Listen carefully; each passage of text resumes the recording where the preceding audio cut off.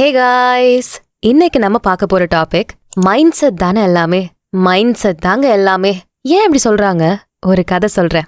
அதுக்கு முன்னாடி நம்ம ஆடியன்ஸ்க்கு யூஸ்ஃபுல்லா இருக்கக்கூடிய ப்ரமோஷன் பண்ணணும்னா கீழே டிஸ்கிரிப்ஷன்ல இருக்க இன்ஸ்டாகிராம் லிங்க் இல்ல இமெயில் ஐடி கிளிக் பண்ணி எங்களை காண்டாக்ட் பண்ணுங்க. ஆல்ரைட், கதைக்கு வருவோம்.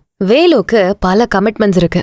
இஎம்ஐ கட்டணும், தங்கச்சிக்கு கல்யாணம் பண்ணணும், எஜுகேஷன் லோனை அடைக்கணும். இதெல்லாத்தையும் பேலன்ஸ் பண்ற மாதிரி ஒரு நல்ல வேலையில வேலு ஒர்க் பண்ணிட்டு இருக்கான். அதுல வர 40,000 ரூபாய் சம்பளமே அவனுக்கு போதுமானதா இருக்கு. கூட அவனோட ஃப்ரெண்டு முத்துப்பாண்டியும் இருக்கிறதுனால ஆபீஸ்ல செம்ம ஜாலியா இருக்கு. 2 பேரும் பயங்கரமா ஃபன் பண்றாங்க, வேலையும் பாக்குறாங்க. கஷ்டமே தெரியல. அவங்க வேலை பார்த்துட்டு இருக்க ஆபீஸ் ஒரு பெரிய ப்ராஜெக்ட் எடுக்க போறாங்க. அந்த ப்ராஜெக்டோட கிளையண்ட் தனலட்சுமி மண்டே காலையில 7 மணி வர்றதுக்கு முன்னாடியே தகவல் வந்துருச்சு. இப்போ வேலுவும் முத்துப்பாண்டியும் சேர்ந்துதான் பிரசன்டேஷனை ப்ரிப்பேர் பண்ணி தனலட்சுமியை இம்ப்ரெஸ் பண்ணணும். தனலட்சுமி செம்ம ஸ்ட்ரிக்ட். அவங்களுக்கு வேணுங்கிறது அவங்க கேட்ட நேரத்துல உடனே கிடைக்கணும். ஃப்ளைட்டுக்கு கொஞ்ச நேரம் தான் இருக்குங்கிற அவசர நேரத்துல காரப்பொரி சாப்பிட தோணுனா கூட அதை சாப்பிட்டுருவாங்க. அவ்வளோ பிடிவாதம். இன்னும் கிளையண்ட் தனலட்சுமி கூட மீட்டிங்க்கு 4 நாள் தான் இருக்கு. வேலுவும் முத்துப்பாண்டியும் முழு எஃபர்ட்ஸை போட்டு சூப்பரா பிரசன்டேஷன் பண்ணி முடிச்சிடுறாங்க. 2 நாள்ல பிரசன்டேஷனை முடிச்சுட்டு கொஞ்சம் ரிலாக்ஸ் ஆகலான்னு சாட்டர்டே சண்டே என்ஜாய் பண்றாங்க. சண்டே நைட்டு விடிய விடிய தும் ஷக் தும் தும் தும் ஷக் அப்படின்னு நல்லா டான்ஸ் ஆடிட்டு மட்டை ஆனவங்க தான். அடுத்த நாள் மண்டே காலையில 11 மணிக்கு எழுந்தாங்க. போன் எடுத்து பார்த்தா 40 மிஸ்டு கால். வேக வேகமா ஆபீஸ்க்கு கிளம்பி ஓடுறாங்க 2 பேரும். அங்க மொத்த கூட்டமும் இவங்க 2 பேரையும் அடிக்கிற மாதிரி நிக்கிறாங்க. கைக்கு வர வேண்டிய ப்ராஜெக்ட் இப்படி நாசம் பண்ணிட்டீங்களேடா அப்படின்னு. அதான் பிரசன்டேஷனை சூப்பரா முடிச்சிட்டாங்களே, அதை காட்டியிருந்தாலே அந்த அம்மா இம்ப்ரெஸ் ஆயிருக்கும். இப்படி சொதப்பிட்டீங்களே அப்படின்னு எம்டிஏ கத்துன்னு கத்துறாரு. முத்துப்பாண்டிக்கு செம்ம கோவம். கொஞ்சம் மரியாதையா பேசுங்க சார், நாங்க என்ன வேணும்னா பண்ணோம், நாங்களும் எஃபர்ட்ஸ் போட்டிருக்கோம், இப்படி சூழல் வரும்னு எங்களுக்கு என்ன தெரியும் அப்படின்னு கத்துறான். இன்னொரு பக்கம் வேலு, இப்ப என்ன அந்த தனலட்சுமியை திரும்ப மீட் பண்ணி நாங்களே பிரசன்டேஷனை காட்டுறோம் அப்படின்னு சொன்னான். பண்றதையும் பண்ணிட்டு என்னையவே நீங்க எதிர்த்து பேசுறீங்களா? தனலட்சுமியான உங்க லவ்வரா? நீங்க சொல்றதெல்லாம் கேட்க இங்க நான் உங்களை திட்டினதை விட அவ எங்களை மோசமா திட்டிட்டு போனா. எவ்வளவு அசிங்கமா போச்சு தெரியுமா? என்ன அசிங்கப்படுத்திட்டு இப்ப என்னவே எதிர்த்து பேசுறீங்க. பொறுப்பு இல்லாத பசங்கள்லாம் என் ஆபீஸ்ல தேவையில்லை. இனி இந்த ஆபீஸ்ல உங்க 2 பேருக்கு இடம் கிடையாது, வெளியே போங்கடா அப்படின்னு ரொம்ப அசிங்கப்படுத்தி வெளியே அனுப்பிச்சாரு. முத்துப்பாண்டிக்கு செம்ம கோவம். ஐடி கார்டை தூக்கி வீசிட்டு டேபிள்ல இருக்க எல்லாத்தையும் தள்ளி விட்டு உடைச்சிட்டு வெளியே வரான். வேலுவும் செம்ம கோவத்தோட எல்லாரையும் கத்தி திட்டிட்டு வெளியே வந்துடுறான். இப்ப 2 பேரும் என்ன சிந்திக்கிறாங்கன்னு பாக்கலாம். வேலு, இதெல்லாம் நியாயமே இல்ல, எவ்ளோ உழைச்சிருப்போம், எவ்ளோ ப்ராஜெக்ட்ஸ சக்சஸ்ஃபுல்லா பண்ணி கொடுத்துருப்போம், இப்படி பண்ணிட்டாங்களே, நான் என்ன பண்ணுவேன்? என் குடும்பமே இந்த வேலையை நம்பிதான் இருக்கு. இன்னைக்குதான் என் வாழ்க்கையோட மோசமான நாள். மேபி நான் தான் சரியில்லையோ, ச்சே இப்படி ஆயிடுச்சே, இப்படி தன்னை தானே இழிவுபடுத்தி யோசிக்கிறான். முத்துப்பாண்டி, அவங்க இதுக்காக வேலையை விட்டு தூக்கிருக்க கூடாது, ஆனா நம்ம தானே தூங்கிட்டோம், தப்புதான். ஓகே, இதுல இருந்து என்ன லெசன் இப்ப கிடைச்சிருக்கு? இனி பொறுப்பா கவனமா இருக்கணும். மேபி இனி நல்ல சான்ஸ் கிடைக்கிறதுக்காக கூட இந்த வேலை போயிருக்கலாம். சீக்கிரமே நல்ல வேலை கிடைச்சிரும். இப்படி 2 பேரும் சிந்திக்கிறாங்க. 2 பேரோட மைண்ட் செட்டையும் கவனிச்சுக்கங்க, ஓகேவா? இப்போ சீனுக்கு வருவோம். வெளியில டீ கடையில உட்காந்துருக்கப்போ முத்துப்பாண்டி சொல்றான், நம்ம அவ்வளோ கிரியேட்டிவா யோசிச்சு தானடா இந்த பிரசன்டேஷனை பண்ணோம், எவ்வளோ கஷ்டப்பட்டு பண்ணோம். பேசாம நாமளே இந்த தனலட்சுமிகிட்ட காட்டி ப்ராஜெக்ட் எடுத்து பண்ணலாமான்னு கேக்குறான். அதுக்கு வேலு, ஏண்டா உனக்கு வெக்கமா இல்ல?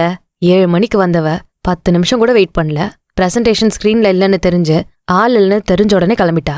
இப்படி திமிரு பிடிச்சவகிட்ட நம்ம போய் வேலை பார்க்கணுமா? போடாடே, இனி எனக்கு எந்த வேலையுமே வேண்டாம், நான் கபடியே ஆடிக்கிறேன்னு சொல்லிட்டு ஃப்ரெண்ட்ஸ் கூட கபடி ஆட போயிட்டான். ஆனா முத்துப்பாண்டிக்கு வெறி, தனலட்சுமி கிட்ட ப்ராஜெக்ட காட்டியே ஆகணும்னு. தனலட்சுமி ஆபீஸ்ல அதே மண்டே 7 மணிக்கு அப்பாயின்மெண்ட் வாங்கினான். தனலட்சுமியோ லாஸ்ட் சான்ஸ் கொடுத்து ஓகே சொன்னா. மண்டே காலையில 6:45க்கு மீட்டிங் ஹாலுக்கு வந்தா முத்துப்பாண்டி. தனலட்சுமி உள்ள வந்ததும் அவனோட பங்க்சுவாலிட்டிய பார்த்தே 20% இம்ப்ரெஸ் ஆயிட்டா. முத்துப்பாண்டி பிரசன்டேஷன் பண்ணா. அதை பார்த்ததும் மொத்தமா இம்ப்ரெஸ் ஆகி அவனையே பர்சனல் அசிஸ்டண்டா வேலைக்கு வச்சுக்கிட்டா. அந்த ப்ராஜெக்டையும் அவனே ஹேண்டில் பண்ண வச்சா. சோ ஒரே சூழ்நிலை தான், ஆனா 2 டிஃப்ரெண்ட் மைண்ட் செட், டிஃப்ரெண்டான ஃபியூச்சர். வேலு நெகட்டிவா சிந்திச்சு மத்தவங்களை குறை சொல்லி புலம்பி வேலை வேண்டாம், இனி எவனுக்கு கீழே நான் வேலை பார்க்க வேண்டாம்னு நினைச்சு சம்பாத்தியம் இல்லாம கபடி ஆடிக்கிட்டு இருக்கான். ஆனா முத்துப்பாண்டி வேலையில இருந்து வெளியேறின ஒரே வாரத்துல அடுத்த மண்டே தனலட்சுமியை மீட் பண்ணி அவகிட்டயே பர்சனல் அசிஸ்டண்டா வேலைக்கு சேர்ந்தான். ஒரே திறமை இருக்க 2 பேரோட மைண்ட் செட் வெவ்வேறு மாதிரி இருந்ததால என்ன நிலைமை பாருங்க. ஒருவேளை வேலுவும் சேர்ந்து போயிருந்தா அவனுக்குமே வேலை கிடைச்சிருக்கும் தான். ஆனா மைண்ட் செட் மாறிடுச்சு. முத்துப்பாண்டி மாதிரி பாசிட்டிவா யோசிச்சிருந்தா அவனுக்கும் ஃபியூச்சர் சூப்பரா இருந்திருக்கும். என்ன, ஒரு வழியா தனலட்சுமி முத்துப்பாண்டிய மனசார ஏத்துக்கிட்டால. சரி, உங்களுக்கு இந்த மாதிரி ஒரு சூழல் வந்தா நீங்க என்ன பண்ணுவீங்க? என்ன மாதிரி மைண்ட் செட்ல நீங்க இருப்பீங்க? காண்டாகி இந்த மாதிரி வேலைய வேண்டான்னு போவீங்களா? இல்ல அடுத்த சான்ஸுக்காக சக்சஸ்ஃபுல் லைஃபுக்காக ஓடுவீங்களா?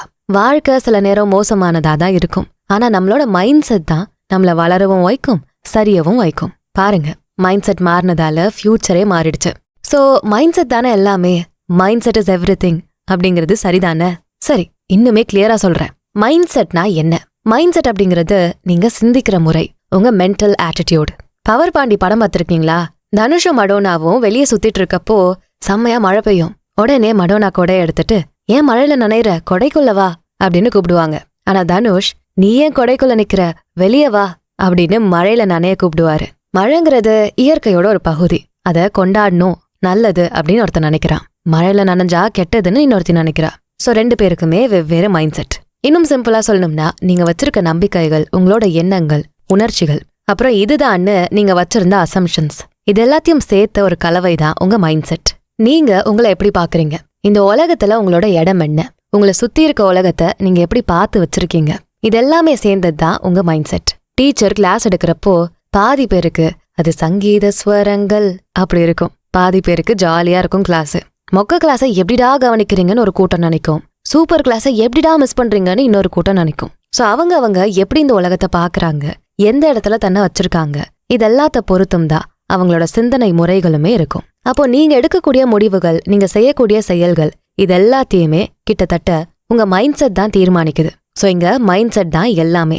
இந்த மைண்ட் செட் சாதாரண விஷயம் இல்ல, நமக்கு கிடைச்ச பெரிய வரம்னே சொல்லலாம். இத வச்சு உங்களோட வாழ்க்கையவே அழகானதா மாத்திக்க முடியும். மனுஷனுக்கும் விலங்குகளுக்கும் மத்தியில மிகப்பெரிய வித்தியாசமே பகுத்தறிவு தான். மைண்ட் செட்டும் இந்த பகுத்தறிவுக்குள்ளதான் அடங்கும். சும்மா ஒரு கற்பனை பண்ணலாமே, குரங்குகளுக்கும் நம்மள மாதிரியே மைண்ட் இருக்கு. அப்ப அதுவும் நம்ம மனுஷங்களோட ரேஸ்ல ஒன்னா சேர்ந்துரும். கதவை திறந்தா எதிர் வீட்லயோ பக்கத்து வீட்லயோ குரங்கு தான் கோலம் போட்டுட்டு நிக்கும். ஆபீஸ் போற வழியில, பஸ்ல, ட்ரெயின்ல, கார்லன்னு குரங்குகளும் வரும். ஆபீஸ்ல எம்டியா குரங்குங்க கூட உட்கார்ந்துருக்கலாம். நினைச்சு பாருங்களேன், என்ன நிலைமைக்கு ஆகுறது. இத முதல்ல நம்மளால அக்செப்ட் பண்ண முடியுதா? இதுவுமே ஒரு வகையான மைண்ட் செட் தான். சோ நம்ம கிடைச்சிருக்க மிகப்பெரிய வரம், நம்ம ஸ்பெஷலா தெரியறதுக்கு ஒரே காரணம் நம்ம மைண்டு தான். நம்ம எண்ணங்களை சரி பண்ணி அதை ஒரு இலக்குக்கு ஏத்த மாதிரி சிந்திக்க வைக்கிறோம். நீ டாக்டர் தான், நீ என்ஜினியர் தான், நீ ஸ்லேவ் தான்னு நம்ம சிந்தனைகளை வழிக்கு கொண்டு வந்து மைண்ட் செட்டை ஃபிக்ஸ் பண்ணிக்கிறோம். நம்ம சிந்திக்கிற சிந்தனைகள் எல்லாமே மேனிஃபெஸ்ட் ஆகக்கூடிய திறன் கொண்டது. நீங்க ஒரு குறிப்பிட்ட நேரத்துக்கு எதை சிந்திக்கிறீங்களோ அதை தான் செய்வீங்க. அதுவே உங்க வாழ்க்கையோட பகுதியா மாறிடும். நம்ம சிந்திக்கிறப்போ அதை ஃபீல் பண்ணுவோம். அதை பத்தி இன்னும் நிறைய நாலேஜ் வேணும்னு நினைப்போம். நமக்கு நிறைய நாலேஜ் தேவைப்படுறப்போ நம்ம இன்னும் ரீட் பண்ணுவோம், இன்னும் கத்துப்போம். நம்ம இன்னும் கத்துக்கிறப்போ இன்னும் நாலேஜ் அதிகமாயிட்டே இருக்கும். அப்புறம் அதோட அலமோதலை தாங்க முடியாம அடுத்தவங்களுக்காக, சமூகத்துக்காக நம்ம நாலேஜை பகிர்ந்துப்போம். அடுத்தவங்களுக்கு நம்ம ஒண்ணு கொடுக்கறப்போ அதே விஷயத்த வேறொரு வழியில நம்ம திரும்பவும் அடைவோம். நீங்க நிறைய கொடுக்க கொடுக்க உங்களுக்கு நிறைய கிடைக்கும். நீங்க கம்மியா கொடுத்தீங்கன்னா உங்களுக்கும் கம்மியா தான் கிடைக்கும், ஏழையாதான் ஆவீங்க. நம்ம எப்படி சிந்திக்கிறோமோ அதுதான் நாம, அதுதான் நம்ம வச்சிருக்க mind set. Arnold, Jackie Chan, Jeff Bezos, Elon Musk, இப்படி சக்சஸ்ஃபுல் பீப்புளோட லைஃப் எடுத்து பாத்தீங்கன்னா அவங்க சிந்திச்ச முறைகளும் இதான் என் வழின்னு ஃபிக்ஸ் பண்ண மைண்ட் செட்டும் தான் காரணமா இருக்கும். இன்னும் இருக்கு பெரிய லிஸ்டே. அவ்வளோ பேரு தன்னோட மைண்ட் செட்டை வச்சு இன்ன வர சக்சஸ்ஃபுல்லா வாழ்ந்துட்டு இருக்காங்க. அவங்க எல்லாருமே இந்த உலகத்தை அடுத்த கட்டத்துக்கு கொண்டு போறதுக்காக மைண்டை யூஸ் பண்ணாங்க. இன்னைக்கு அவங்க கிட்ட தான் பெஸ்ட் மைண்ட்ஸ் இருக்கு. யோசிச்சு பாருங்க, கூகுள் கம்பெனி மக்களுக்கு எல்லாத்தையும் இலகுவாக்கி கொடுக்கணும்னு மக்களுக்காக யோசிச்சாங்க, மக்களுக்கு கொடுத்தாங்க. இன்னைக்கு அவங்க கிட்ட கோடிக்கணக்கில் காசு இருக்கு.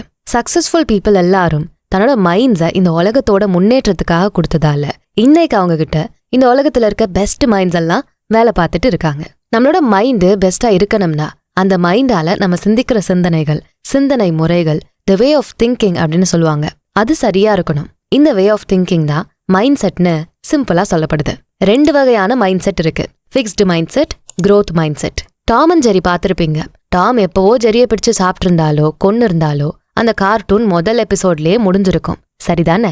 இல்ல என்னால இனி ஜெரியை பிடிக்கவே முடியாது, எதுக்காக ட்ரை பண்ணிக்கிட்டு, வேண்டாம், கடுப்பா இருக்கு, இப்படி கம்ப்ளைண்ட் பண்ணி மைண்டை ஃபிக்ஸ் பண்ணிடுறான். அப்ப இதுக்கு பேர் தான் ஃபிக்ஸ்டு மைண்ட் செட். அதுவே டாம், பரவாயில்ல, இந்த பிளான் ஃபெயில் ஆனா என்ன, நான் இன்னொரு பிளானை போட்டு ஜெரியை பிடிப்பேன்னு முன் வந்தா, அதுதான் growth மைண்ட் செட்.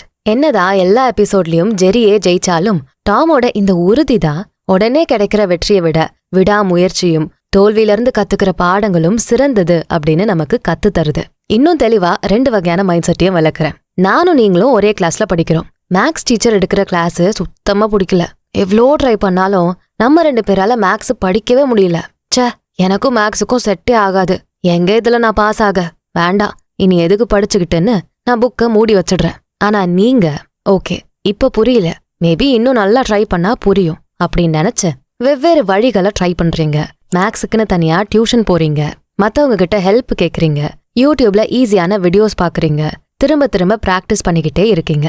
சோ நான் என்ன மைண்ட் செட்ல இருக்கேன், இனி வரவே வராது மேக்ஸ்ன்னு புக்கை மூடி வச்சுட்டு ஃபிக்ஸ்டு மைண்ட் செட்ல இருக்கேன். அதுவே நீங்க இல்ல என்னால முடியும், இப்பதான் கஷ்டமா இருக்கு, பயிற்சி எடுத்தா வந்துரும் அப்படின்னு growth மைண்ட் செட்ல இருக்கீங்க.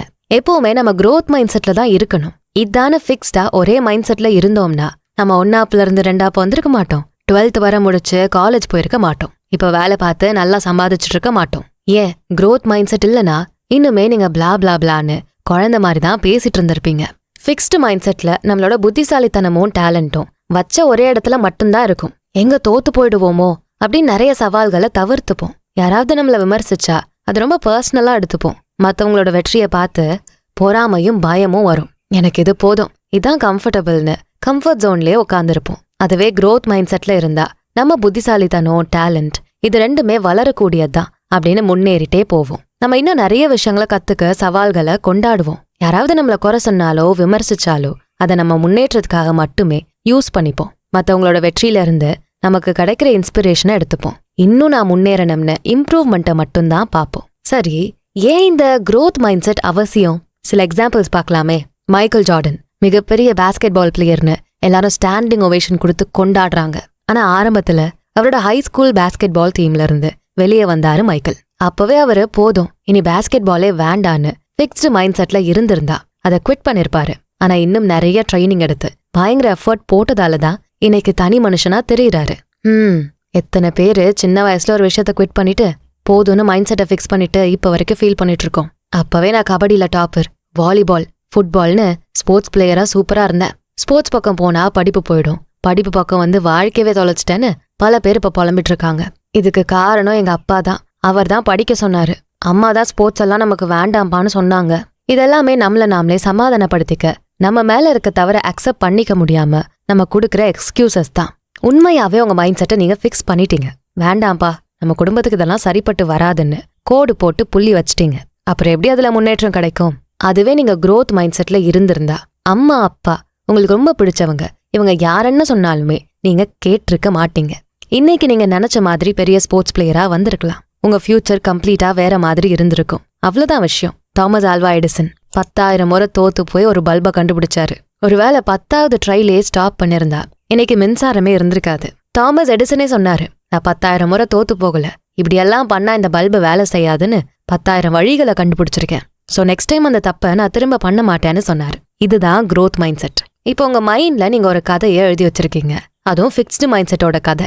அது எல்லாத்தையும் உங்க மைண்டுக்குள்ள புகுந்து நான் சொல்றேன் பாருங்க. என்னால சக்சஸ்ஃபுல் பர்சனா ஆக முடியாது, நான் எடுத்து வைக்கிற எல்லா அடிகளும் தோல்வியில தான் முடியுது, என்னால எதையுமே சரியா பண்ண முடியாது, நான் கெட்டவன், நான் எதுக்கும் தகுதி இல்லாதவன், இப்படி உங்க மைண்டோட ஒரு மூலையில நீங்க இதெல்லாம் ஃபிக்ஸ் பண்ணி வச்சிருக்கீங்க. இதுக்கு காரணம் சின்ன வயசுல இருந்து நீங்க பார்த்த கேட்ட விஷயங்கள் தான் இப்ப உங்க நம்பிக்கையா பதிஞ்சு உங்க எண்ணமா வெளியே வந்துட்டு இருக்கு. ஒன்னும் இல்ல, இதை அப்படியே காயினை திருப்பி போட்ட மாதிரி திருப்பி போடுங்க. நான் சக்சஸ்ஃபுல் பர்சன், நான் எடுத்து வைக்கிற எல்லா ஸ்டெப்ஸ்லயுமே எனக்கு சக்சஸ் தான் கிடைக்கும், நான் எது பண்ணாலும் பெஸ்டா இருக்கும், நான் நல்லவன், இந்த உலகத்துல இருக்க எல்லாத்தையும் அடைய எனக்கு தகுதி இருக்கு. இப்படி சொல்லி மாத்துங்க. உங்ககிட்டயே நீங்க பேசுங்க. பைத்தியம்னு வெளியே சொல்லுவாங்க, ஆனா உங்களுக்கு உண்மையான கம்பானியன் நீங்க மட்டும்தான். கண்ணாடி முன்னாடி நின்னு பாசிட்டிவா உங்களை பத்தி பேசுங்க. அப்பதான் உங்களோட மைண்ட் செட்ல இந்த பாசிட்டிவான விஷயங்கள் பதியும். இன்னும் வளரணும் அப்படிங்கிற growth மைண்ட் செட்டும் வரும். சரி, எப்படி இந்த growth மைண்ட் செட்டை நம்ம வளர்க்கறது? என்னால இது முடியவே முடியாதுன்னு ஃபிக்ஸ்டா இல்லாம இதை நான் இன்னும் பெட்டரா எப்படி பண்றதுன்னு இன்னும் grow ஆகுற மாதிரி மாத்தணும். நம்பர் 1, ஒரு கேம் விளையாடுறப்போ அதுல தோத்து போனா எப்படி திரும்ப ரீஸ்டார்ட் கொடுத்து விளையாடுவீங்களோ அப்படிதான் நீங்க தோல்வி அடைஞ்சப்புறமும் ரீஸ்டார்ட் கொடுத்து லைஃபை மறுபடியும் ஆரம்பிக்கணும். சப்வே சர்ஃபர்ஸ் எல்லாருமே விளையாடிருப்பீங்கன்னு நினைக்கிறேன். அதுல அவுட் ஆயிட்டா பட்டுன்னு போனை தூக்கி போட்டுருவீங்களா, இல்ல கேமை டெலீட் பண்ணிடுவீங்களா? நீங்க தானே நல்லா பண்ணுவீங்களே டெலீட். திரும்ப பிளே அகைன்னு ஒரு ஆப்ஷன் இருக்கும், அதை 1000 வாட்டினாலும் தட்டி விளையாடுவீங்க. சிம்பிள். தோக்க தோக்க திரும்ப ட்ரை பண்ணுங்க. இதான் பேட்டர்ன்னு கத்துக்கங்க, இன்னும் பெட்டரா ஆகுங்க. எல்லா தப்பும் நம்மளுக்கான ஒரு பாடம் தான். நெக்ஸ்ட் டைம் தோத்துட்டா கேம் ஓவர் நினைக்காம கண்டினியூ பட்டனை அமைக்கி விளையாடணும். நம்பர் 2, எஃபர்ட்ஸ் போடணும். வளர்ச்சிங்கிறது இயற்கையாவே டேலண்டடா இருக்கிறதால வராது, அந்த டேலண்ட்ல இருந்து இன்னும் ஒரு படி எக்ஸ்ட்ரா டேலண்டடா ஆகுறதால வரும். தினம் நீங்க இம்ப்ரூவ் ஆகணும். மைக்கேல் ஜார்டன் ஹை ஸ்கூல்லயே பாஸ்கெட் பாலை விட்டாரு, ஆனா திரும்ப எஃபர்ட் போட்டு விளையாடினாரு. அதனாலதான் இன்னைக்கு ஏர் ஜார்டன் லெகசியே இருக்கு. அடுத்து நம்பர் 3, உங்க சேலஞ்சஸ ரீஃப்ரேம் பண்ணுங்க. ஒரு விஷயம் கஷ்டமா இருக்கப்போ அதை தடையா பார்க்காதீங்க. அதை டம்பெல்ஸ், ட்ரெட்மில் மாதிரி ஜிம் எக்யூப்மெண்டா பாருங்க.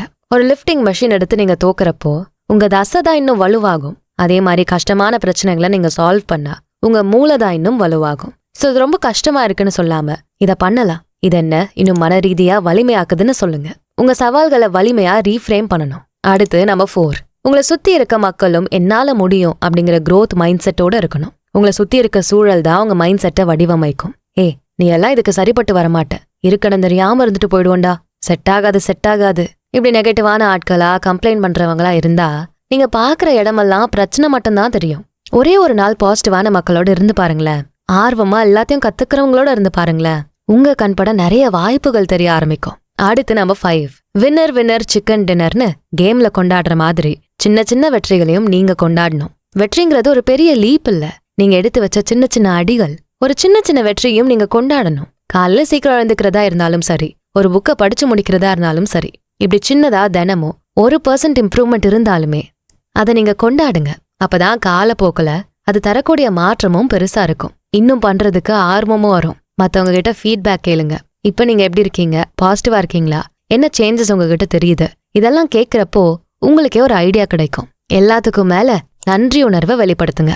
அதுதான் செம்ம ஸ்ட்ராங்கான பாசிட்டிவ் மைண்ட் செட்டை கொடுக்கும். இன்னும் நிறைய நல்ல விஷயங்களை செஞ்சுக்கிட்டே இருக்கணும்னு தோணும். பயமே இல்லாம போயிடும். இனி யாராவது ஒருத்தங்க உங்ககிட்ட வந்து இது உன்னால பண்ண முடியாதுன்னு சொன்னா அவங்க கூட சண்டெல்லாம் போட வேண்டாம்.